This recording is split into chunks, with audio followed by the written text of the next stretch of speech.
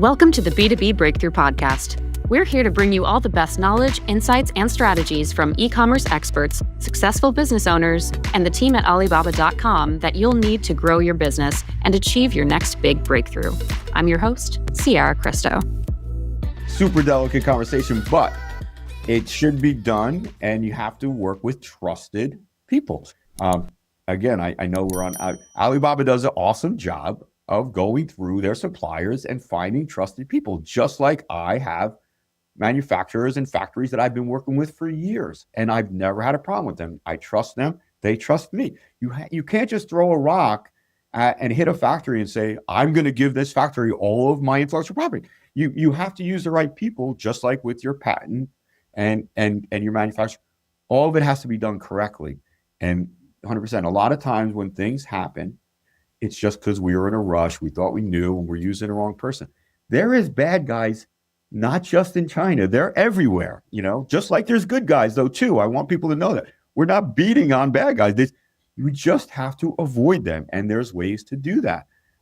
Again, Alibaba does an awesome job at really filtering out what's happening in bad guys and making you feel comfortable.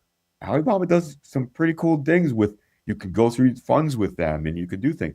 That's why you need to feel comfortable with who you use. So don't just throw a rock and say, I met this factory, on WeChat, and I'm getting, most likely you're not talking to a factory. You're just talking to some person whose cousin works at the factory, So you have to be careful. We just have to think smart, know there's bad guys everywhere, not just in China, not in the US, there's bad guys everywhere, and avoid them and do things right.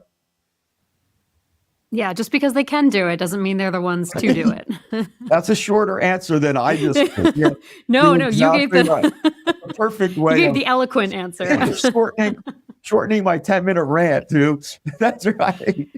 No, it's important. And it's funny. I've had conversations with small business owners who have developed an idea alongside their manufacturer who helped them in the prototyping stage and just developing the idea, who now share IP on a product. Have you engaged either personally with a manufacturer in a relationship like this, or have you coached anyone through a process where they shared the IP on a product? Yes, that is such a great option for people. They have to be open-minded, but that is a great option if you don't have, you don't have the time, you don't have the resources, you don't have the funds, whatever that reason is.